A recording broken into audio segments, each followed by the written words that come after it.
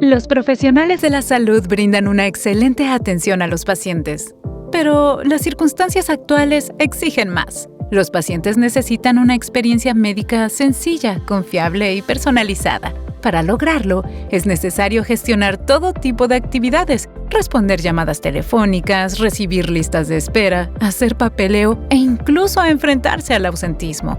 Entonces, ¿cómo hacer que todo esto funcione? ¿Cómo mantener felices a los pacientes y seguir creciendo al mismo tiempo? Doctoralia ayuda al crecimiento de los profesionales de la salud al permitirles combinar la correcta gestión de sus servicios con la mejor experiencia para los pacientes. ¿Cómo funciona? Todo inicia con la configuración de nuestro software como el sistema de gestión de pacientes y reserva de citas. Nos encargamos de importar toda su información de forma segura. Al habilitar la reservación en línea y mostrar el calendario en tiempo real, los pacientes podrán reservar fácilmente una cita en línea en las principales plataformas. Además, es posible enviar campañas por email o SMS para avisar a los pacientes que pueden reservar cita en línea. ¿Qué sucede si alguien prefiere llamar? También pensamos en ellos. Con el Centro de Citas Doctoralia, garantizamos que todas las llamadas sean atendidas. No importa si el paciente reserva la cita o si se agrega manualmente en la agenda. Los pacientes siempre recibirán un recordatorio automático para confirmar, cancelar o reagendar la cita por su cuenta, con el fin de reducir el ausentismo y ahorrar tiempo. Si un paciente cancela su cita y ese espacio queda disponible, aquellos pacientes que solicitaron una cita anteriormente serán notificados automáticamente. Con el check-in es posible recopilar información para dedicar menos tiempo al papeleo y más a lo realmente importante: la atención a los pacientes. Todos los datos se almacenan en un entorno seguro y personalizado para facilitar el trabajo al ingresar con un solo clic a los episodios clínicos de los pacientes. También es posible utilizar nuestro software para brindar consultas en línea por videollamada. Ayudar a los pacientes desde cualquier lugar y dispositivo ahora es posible. ¿Cómo mejorar la comunicación con los pacientes? Enviar campañas o utilizar el chat privado para compartir documentos es muy fácil y permite tener contacto más personal con los pacientes de forma segura. ¿Qué más es posible? Automatizar las encuestas de satisfacción y recopilar opiniones de los pacientes. Esto ayudará a construir una reputación en línea con la retroalimentación de los pacientes satisfechos sin mucho esfuerzo. Gracias a esto, construir la reputación digital es 2 veces más rápido, ya que también mejora el posicionamiento en Doctoralia y la información que los pacientes encuentran en Google. ¿Todo listo para ofrecer una experiencia única a los pacientes? Utilizar desde hoy el software de Doctoralia permitirá que al final la experiencia de los pacientes sea la mejor. Así estarán dispuestos a regresar y recomendar a otros pacientes. Aparece en Doctoralia sin costo alguno. Al mes, recibimos más de 11 millones de visitas a nuestra web. Hazte visible para todos esos pacientes potenciales con un perfil gratuito. Crearlo no te tomará más de 5 minutos. Solo haz clic aquí y regístrate.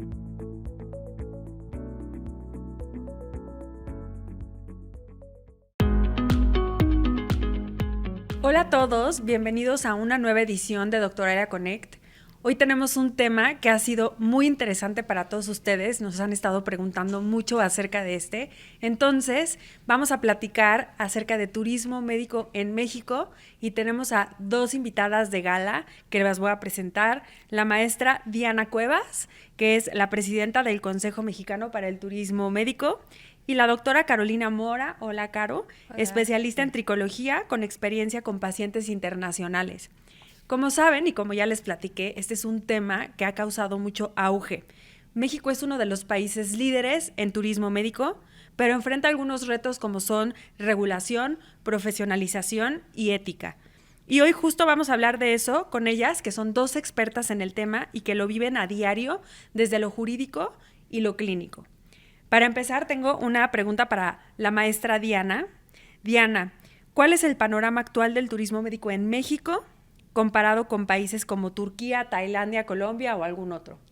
Gracias. Antes que nada, hola Regina, Hola. doctora, hola, ¿qué tal? Hola. Muchísimas gracias por la invitación. Es un honor para mí estar aquí y poder explayar este tema con todos ustedes. El panorama de México actual está pasando por una trayectoria sumamente interesante por lo que se está viviendo ahorita en el país del norte. Lo que hemos visto ahorita con la administración de nuestro vecino del norte, hemos visto algunos cambios en el Social Security de muchos cientos de americanos, lo cual se traduce en que van a tener que buscar alternativas para tratamiento médico, y México está en una posición privilegiada, sobre todo geográficamente, Claro. Para ser receptor de esos pacientes. Eso por un lado.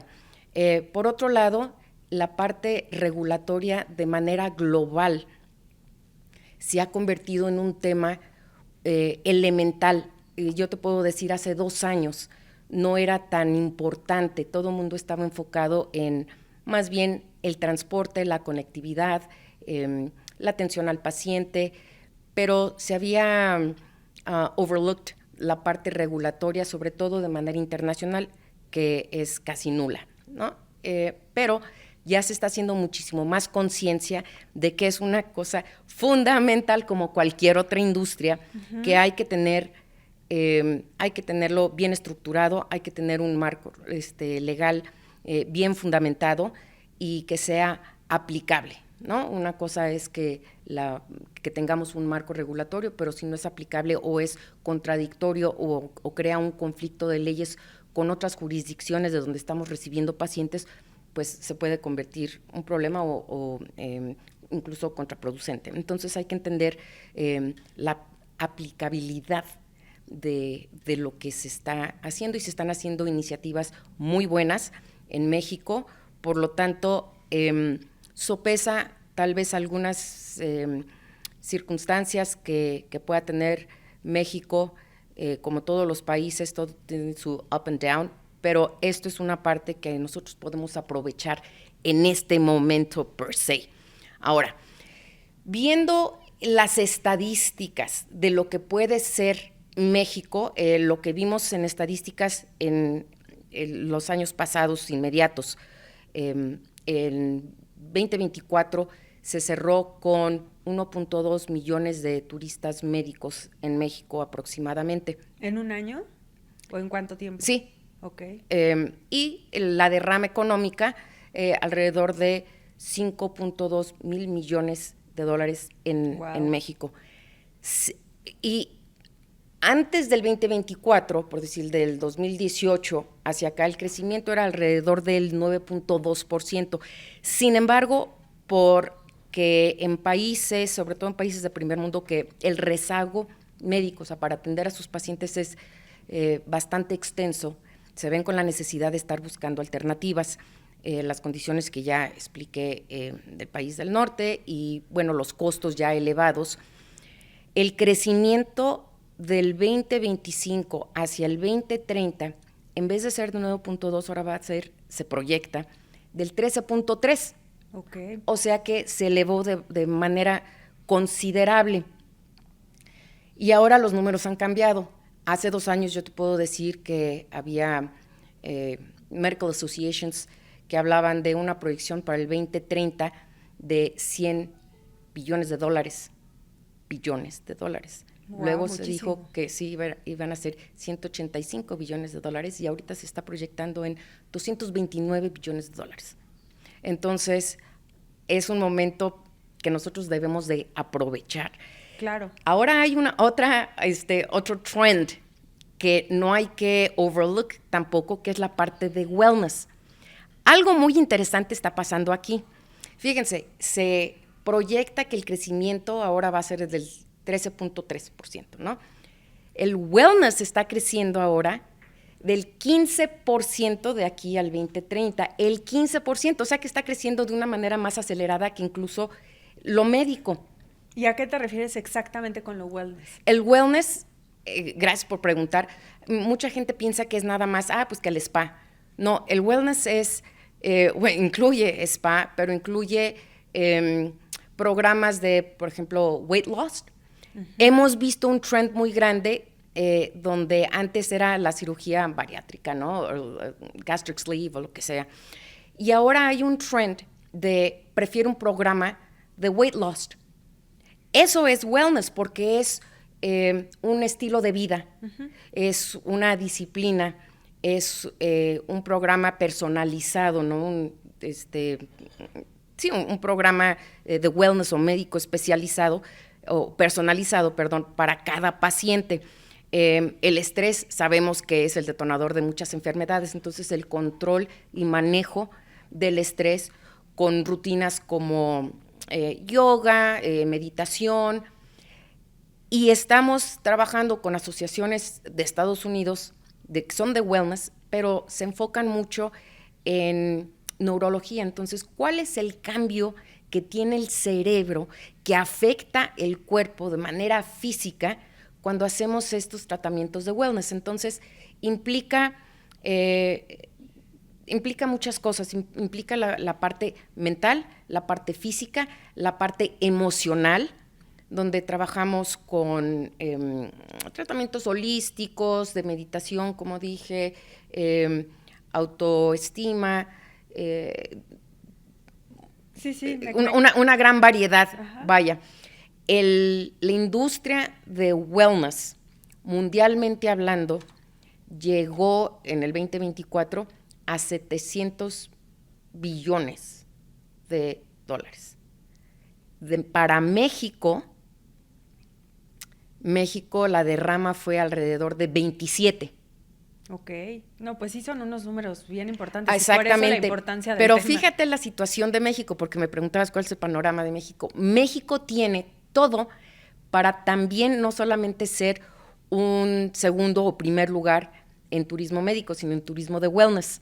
Por lo que te acabo de decir, aparte tenemos obviamente las playas, la cultura, la historia, no se diga, hay lugares como la península de Yucatán, que se enfoca mucho en ceremonias ancestrales, herbolaria, yoga, pues Tulum es la capital del yoga, ¿no? Entonces, hay que aprovechar también ese trend, porque también, como la parte médica, en la parte de wellness, tenemos esas ventajas.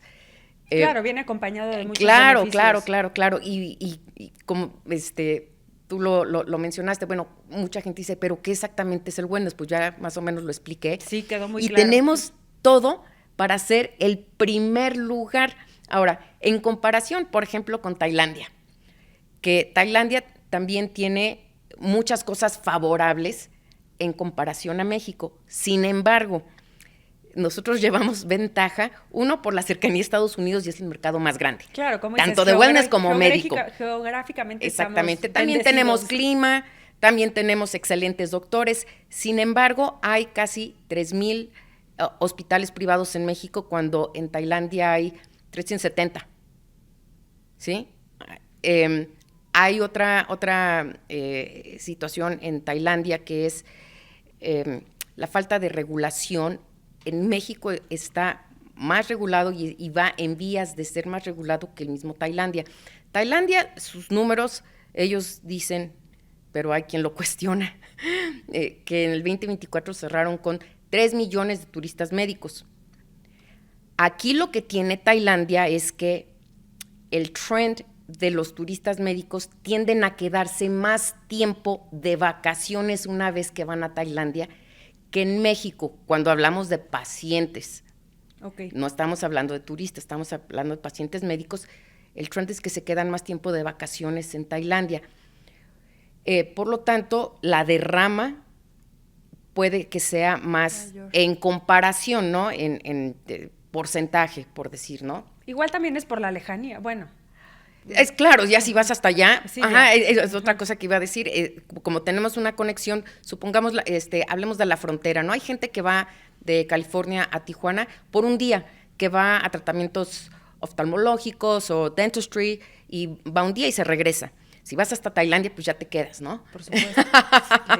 Entonces, ahí es donde hay ese punto diferenciador. Sin embargo, México está haciendo más énfasis en programas sociales que mismo Tailandia. Por lo tanto, hay un brain drain, que quiere decir que médicos especialistas se están yendo más a la parte privada porque el mismo gobierno le está poniendo más énfasis a la parte privada, obviamente por la derrama económica, y entonces están descuidando a los locales, a los locales y a las zonas rurales, que por cierto tienen sus necesidades médicas totalmente diferentes. La necesidad médica principalmente de los locales en Tailandia es diabetes y problemas del riñón.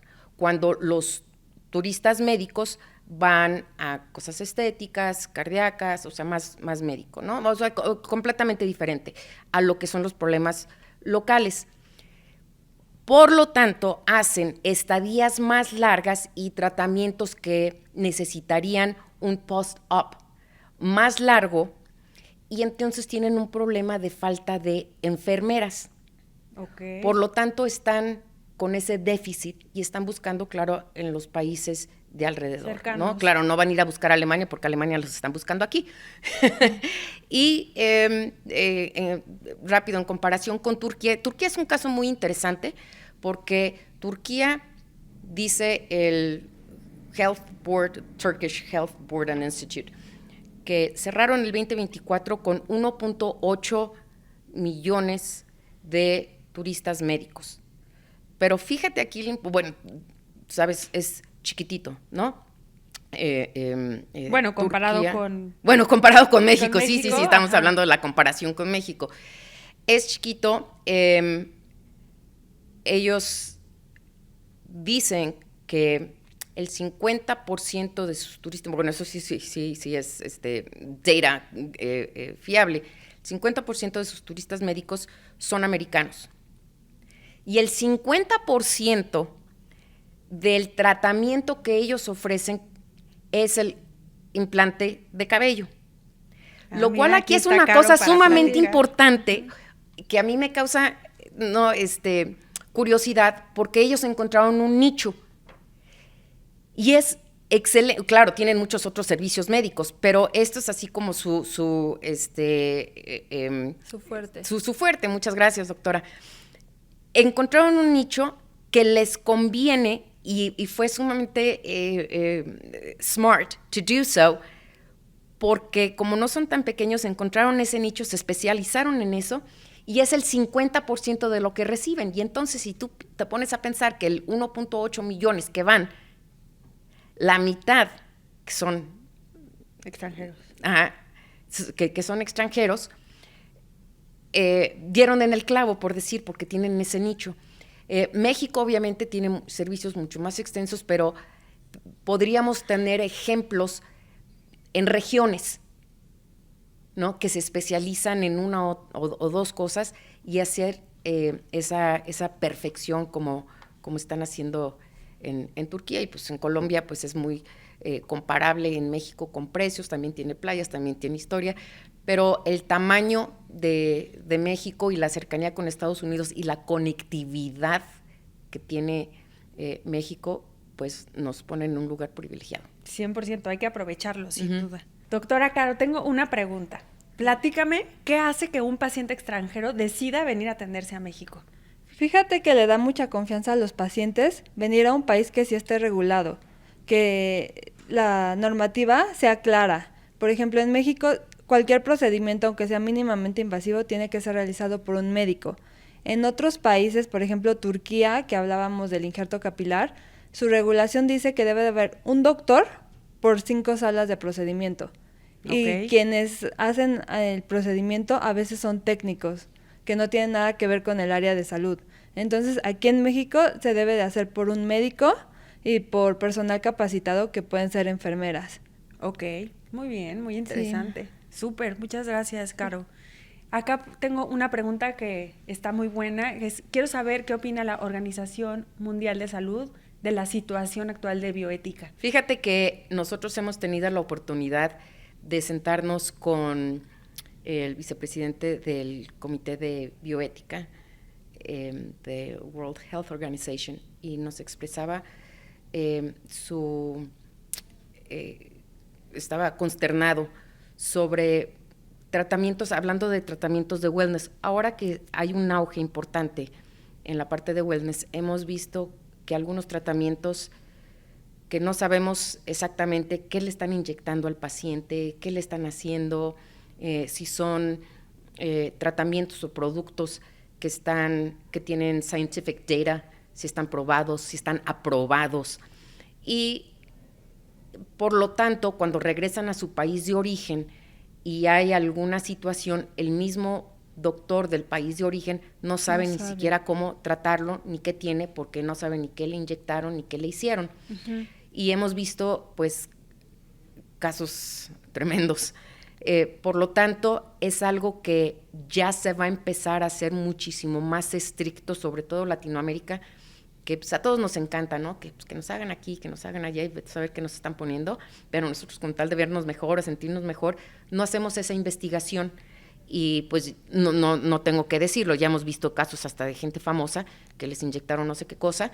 Uh-huh. Entonces ya va a empezar a haber una regulación. Nosotros, afortunadamente, como Consejo Mexicano, tenemos la ventaja de sentarnos en la mesa con estas organizaciones para draft protocols, porque va a venir, ya viene, o sea, aquí hay que poner atención a la parte de wellness. Si bien está creciendo y si bien viene un auge importante económico, también vienen ya regulaciones aparejadas con eso, incluyendo la inteligencia artificial, que el mismo World Health Organization dice está sobreusado, por decir, debe de ir aparejado o secundado por un médico. Claro, entonces, totalmente. ya se empieza a regular eso más, entonces México tiene que irse preparando para eso. Buenísimo, súper interesante. Yo un consejo que le daría a los doctores es que sean éticos, no porque tengan el dinero los extranjeros les hagan un procedimiento, sino que siempre revisen que estén bien de salud, porque al no conocer bien a tu paciente sí tienes que indagar mucho en la historia clínica, en conocerlo, explicarle bien el procedimiento, que en el consentimiento informado venga todo, tanto beneficios como riesgos, que aunque no sean comunes, el paciente tiene que conocerlos. Claro, esto es por protección de ellos. Sí. Mientras más informado, que es importante, porque muchas veces nosotros les decimos en nuestros seminarios, infórmale al paciente. Fíjate, aquí algo súper importante, cuando hay situaciones legales, siempre se van en contra del doctor, ¿no? En contra del hospital. Pero muchas veces es la responsabilidad o la problemática arose from the patient themselves. Entonces, ellos luego se lavan las manos y algo salió mal y se van en contra del doctor. Y aquí vemos las dos partes. Los dos tienen que estar informados. Y protegidos. Porque los dos tienen la responsabilidad y hay que proteger a ambas partes. Y muchas veces les decimos, a ver, tú le tienes que decir al paciente, tanto, esta es tu responsabilidad, y si tú no cumples con las instrucciones que yo te estoy dando, o sea, you're going to be accountable for it, o sea, no me vengas a mí después a echar la bolita, sino que también estos son tus recursos legales. Y claro, su primera reacción es, no, pero ¿cómo le voy a decir? Bueno, es una cosa que errónea pensar, si yo le digo al paciente, tanto eres responsable como tienes estos recursos, que nosotros como doctor, pero bueno, como los doctores nos estaríamos poniendo en una situación precaria porque ya les estamos dando legal tools. No, lo que está sucediendo y hemos visto con pacientes es que dicen, yo veo que ese médico está informado, está preparado y además me está protegiendo porque él mismo me está dando la confianza que me dice, yo te voy a hacer todo lo que te necesito hacer, pero tú también necesitas hacer lo que necesitas hacer y si algo sale mal, estos son recursos. Y entonces se sienten más protegidos y más en confianza con un médico que está bien informado por ambas partes y que les informa al paciente los pros, los contras, como decía aquí la doctora, pero también su responsabilidad y sus recursos. Muy interesante. Tanto se habla aquí en México del déficit de calidad en la salud, pero la atención privada es muy top, ¿no? No solamente es top, pero como lo mencionaba la doctora, es personalizado. La conexión humana en países de primer mundo, sobre todo en Estados Unidos, y yo te lo digo porque yo viví 2 décadas en Estados Unidos, es muy fría. Aquí Sí. es la atención que se sienten a platicar contigo, que vean que tú puedes explayar todos los síntomas que tienes y por qué te sientes así.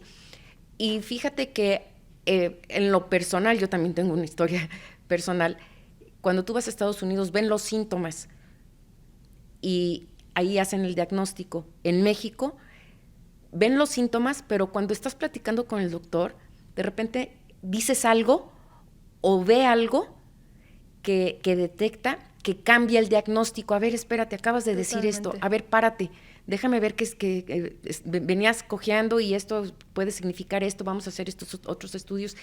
Y eso es un gran valor agregado que no hay que perder, porque nosotros estábamos hablando con una compañía japonesa que estaban muy enfocados en la inteligencia artificial, en diagnóstico con inteligencia artificial, y ellos mismos mencionaron, ahorita supuestamente es el trend, pero estamos hablando del año que entra y los que le siguen, realmente el valor agregado va a ser la atención humana, personalizada. 100%. Aprovechando aquí, me voy a aventar el comercial de Doctoralia, que sí. Tenemos una nueva herramienta de inteligencia artificial que se llama NOA, como tú dices, esto va a seguir creciendo y es una locura ya la calidad de los robots que podemos tener. Este es un robot que escucha al paciente y tiene la capacidad de llenar el expediente médico sin que el doctor haga nada. El doctor te está poniendo full attention a ti como paciente, y este robot está entrenado en la parte médica para llenar el expediente médico. El que esté entrenado en la parte médica está impresionante y tiene la capacidad de omitir cosas que no sean relevantes para el historial clínico médico del paciente. Esto ayuda a ahorrar tiempo a los doctores y a poder atender a más pacientes, ¿no? Como que es un poco la parte de eficiencia administrativa para todos los médicos. Pero como dices, la inteligencia artificial está también durísima, y es muy importante que también todos los médicos estén presentes en la parte digital para que los pacientes los puedan encontrar, incluidos los pacientes extranjeros, ¿no? Sí, sí, por supuesto. Y fíjate que en lo que dices es súper importante. Un paciente se siente acogido al venir de otro país cuando tú le explicas, le das la atención que merece. En comparación con Estados Unidos, que es muy frío, ellos se impresionan de que tú tengas el tiempo para ellos. Y les hace tener muchísima confianza. También yo creo que es parte, independientemente de el gran talento de todos los médicos que tenemos en México, pero es parte también de nuestra cultura, sí, ¿no? Totalmente. Que somos súper amables. Y les gusta mucho, sí, realmente lo valoran muchísimo. De acuerdo, completamente. A ver, aquí tengo una pregunta que está muy interesante, que dice, ¿cómo impactan las políticas públicas y la colaboración gobierno-sector privado en el crecimiento del turismo médico? Bueno, es obviamente de mucha relevancia el impacto que tiene, porque al tener un país legalmente estable, crea confianza en el paciente, crea certeza en el paciente, pero no solamente en el paciente, sino si vemos un panorama más amplio, crea certeza y confianza en inversionistas, crea confianza en empresas del extranjero que quieran venir a hacer partnerships or joint ventures or whatever it is. Por lo tanto, hay que seguir ese trend. En la administración pasada, con el expresidente López Obrador, él hizo un programa que era reconciliación social, que es básicamente lo contrario de lo que estábamos platicando en Tailandia, ¿no? Es poner atención a las partes rurales, que tengan un acceso, que estemos todos comprometidos a ayudar eso, y eso se translate hacia el extranjero. Nosotros cuando trabajamos como consejo, nosotros, como sabes, el Consejo Mexicano es el capítulo o el representante de México dentro del Consejo Mundial, del World Council for Medical Tourism. Y él trabaja, obviamente, el World Council con todo el mundo, con colaboradores, con inversionistas, con hospitales, what have you.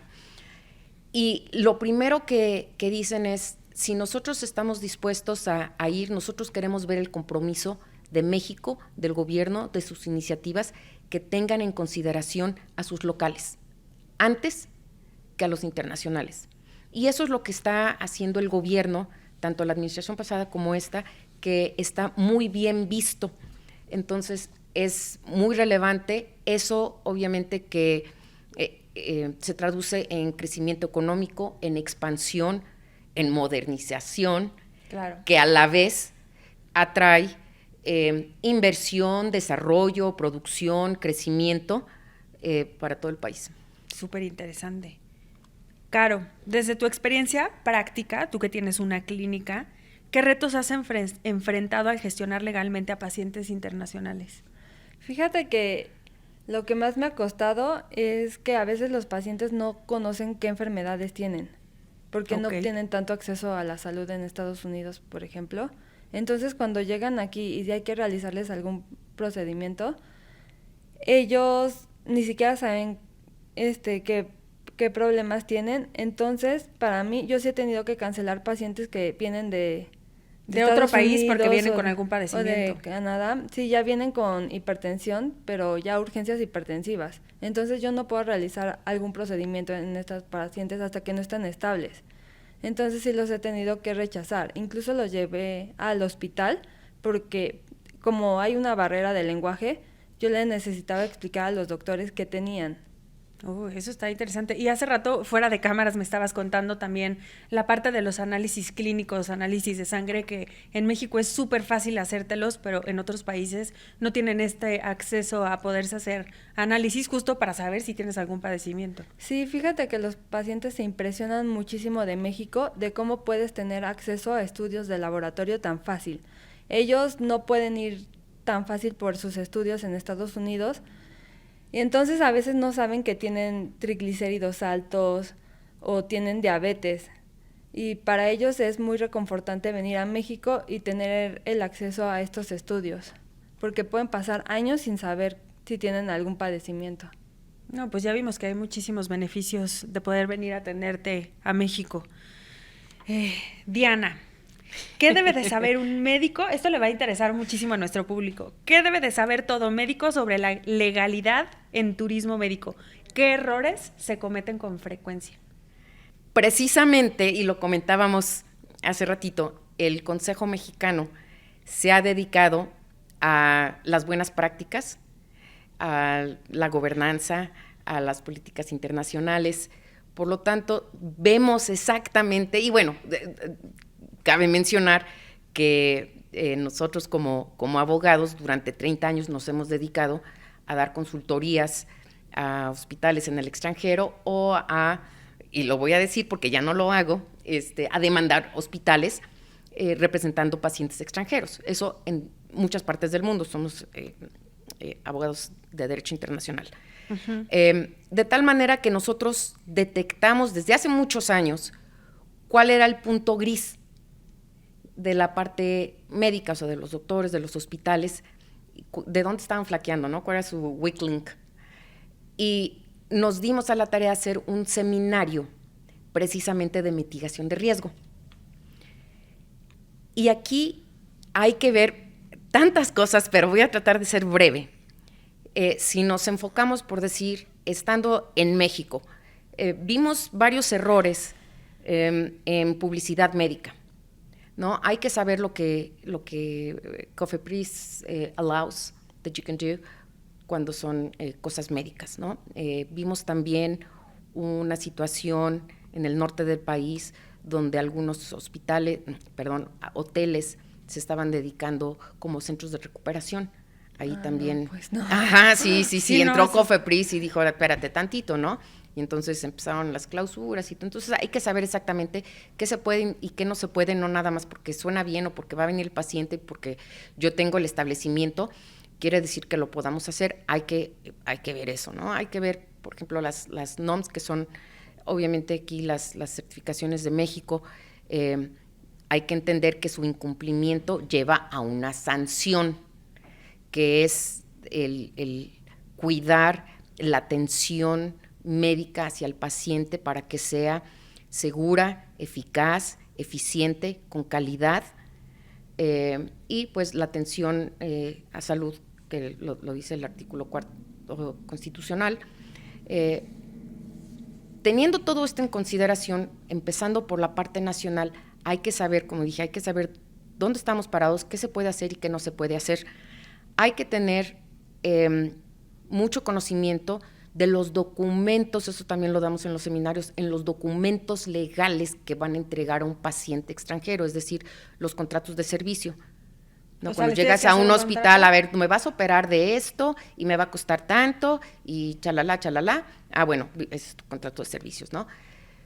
Pero muchas veces son ineficientes porque están incompletos, porque son contratos que deben de estar elevados a derecho internacional para que puedan ser válidos en el país de origen desde donde viene el paciente. ¿Por qué? Porque si hay alguna situación, ya una vez que regresó a su país de origen, va a tener el paciente la habilidad de tener un recurso legal.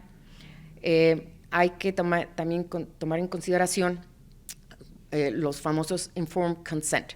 Aquí hay mucho desconocimiento en lo que es un informed consent, porque la mayoría que yo he visto son muy superficiales. Sí, o sea, les falta profundidad. Claro. Y entonces, si estamos tratando a pacientes extranjeros, voy a poner un ejemplo. Un paciente americano, como dice el American Medical Association en sus protocolos, a ver, un informed consent es un informed consent. You have to be informed of everything. Claro. ¿Qué te voy a hacer? ¿Cómo te lo voy a hacer? ¿Cuándo te lo voy a hacer? ¿Qué te voy a aplicar? ¿De qué se trata el tratamiento? O sea, todo. Sí, bien profunda la información. Ajá. Y eso lo tiene que, o sea, el responsable de hacerlo es el médico.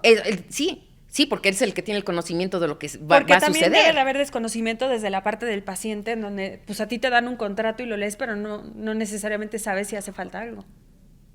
Bueno, por eso es responsabilidad del doctor de poner todo lo que necesitas poner, porque hemos visto que incluso con un informed consent firmado empiezan demandas. ¿Por qué? Porque luego hay problemas de, es que me hiciste esto que iba en contra de mi religión, es que me pusiste esto que va en contra de mi cultura. Sí, esto es también es para que proteger a los médicos, yo era sí. Alérgico a esto, pues es que no me dijiste y es que no te pregunté. O sea, todo ese tipo de situaciones, aunque está firmado, eso no quiere decir nada si no está bien estructurado. estructurado. ¿Y con quién se puede acercar un médico para poder realizar este tipo de contratos y de informes y de documentos? ¿Tiene que ser con un abogado internacional forzosamente? No sé si internacional, pero forzosamente un abogado que sepa lo que está haciendo Okay. y que conozca no solamente las leyes mexicanas, sino las leyes, un ejemplo, las leyes americanas o las directivas europeas, para que no se cree un conflicto, porque cuando no están bien estructurados y hay un conflicto de leyes, entonces se invalidan o todo el documento o algunas partes del documento, y entonces puede ser contraproducente. Y claro que también están los patient waivers, que es, pues no te voy a demandar, siempre y cuando hay que saber exactamente qué es lo mismo. Y hemos visto erróneamente, hablando de errores, que luego hay páginas web que te venden el paquete.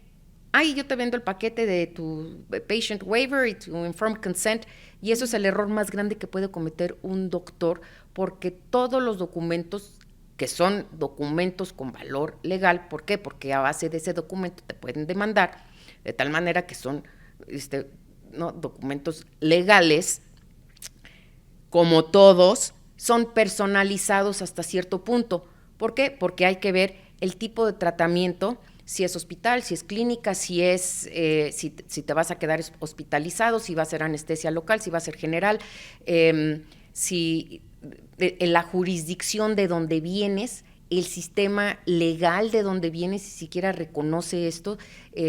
Desgraciadamente, el umbrella de derecho internacional es muy lack de gobernanza. Entonces, lo que nosotros firmemos básicamente va a ser de donde nos vamos a estar basando. Entonces hay que ser muy cuidadosos de sí.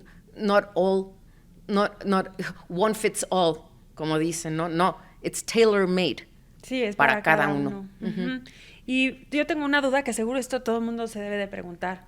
¿Qué certificaciones o acreditaciones necesita tener un médico para poder atender a pacientes extranjeros? That's not a loaded question. Podemos hablar una hora de esto. Bueno, antes que nada, las mexicanas. O sea, si estamos en territorio mexicano, hay que hacer uso de las NOM. Sectur tiene también certificaciones que han hecho muy buen trabajo en espacios limpios, sellos de calidad, también programas gastronómicos, que esto es si hay alergia, si hay alguna restricción, que el paciente no le den un alimento que sea contradictorio. Tener todas esas certificaciones, sale sobrando decir, obviamente, las certificaciones avaladas por la autoridad mexicana, la CEP, los colegios de especialidades, y como hospitales, obviamente, acreditaciones internacionales como el Joint Commission International, que es el más reconocido como inspección de calidad. También existe CHEMOS International, que es alemán, Canada Accreditation, o sea, Accreditation Canada. Uh-huh. Y entonces hay que tener todas estas. El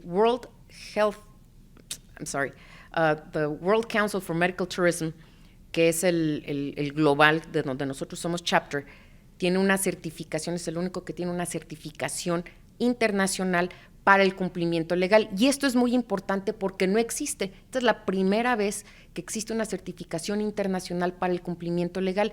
Y esto aplica para revertir lo que ya hemos visto, que resultó que el doctor no es doctor, que resultó que el lugar donde están haciendo la operación no tiene los permisos y licencias, que resultó que el dentista está haciendo una cirugía plástica, ese tipo de cosas. O sea, lo hemos visto, y no solamente es de México, lo hemos visto en muchos países. Entonces, es la única forma de tener un aval internacional, pero aquí, hablando de errores, se ha caído en el error, y nosotros nos hemos sentado con United Nations a platicar sobre esta situación. Ellos están muy mortificados, nosotros también, que han aparecido muchas certificaciones que no tienen ningún sustento internacional, que si bien a lo mejor los que están acreditando son inspectores, no hay un background internacional o un aval, una organización mundial que esté avalando los procedimientos y los procesos con los que se hace esta certificación. Por lo tanto,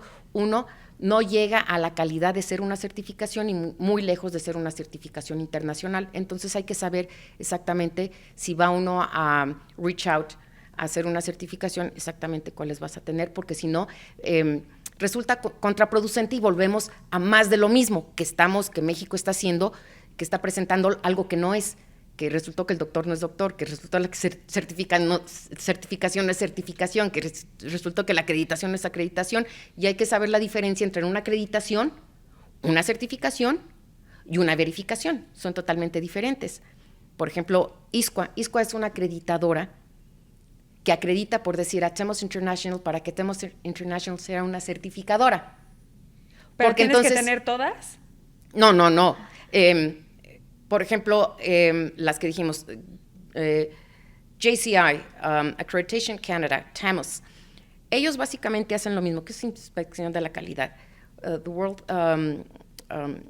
Council for Medical Tourism nada más hace la parte de cumplimiento legal. Entonces son diferentes. Y bueno, tenemos las mexicanas también, obviamente son diferentes, que target cosas en específico, mientras más mejor, pero hay que saber cuáles.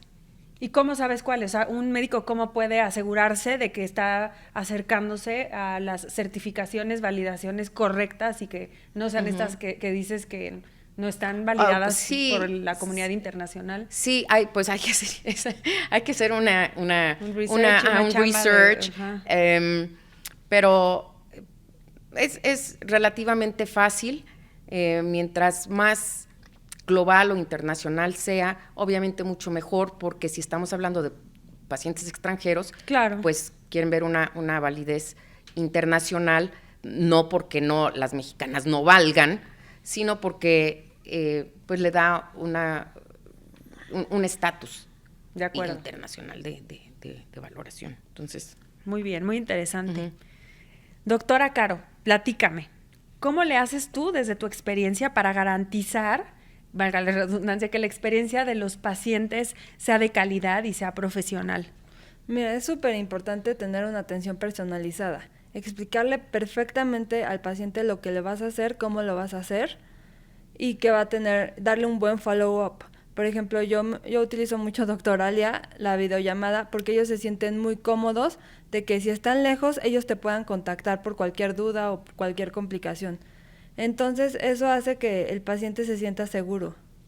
De acuerdo. Y justo lo que dices, y retomando un poco lo que platicábamos hace rato de la parte de inteligencia artificial, de digitalización, es muy importante que los médicos aquí en México, aprovechando este auge de los pacientes internacionales, que sean visibles en la web, que te puedan encontrar desde cualquier parte del mundo, y Doctoralia te da esa ventaja, que te pueden encontrar y es mucho más fácil poder conectar con ellos. Sí, fíjate que llegamos a una época en donde es súper importante que tú estés en internet, que te encuentren. O sea, el paciente hace una búsqueda realmente extensiva y ve qué certificaciones tienes, cuántas estrellitas tienes y qué comentarios tienes. Eso le da o sea, con eso te escoge el paciente.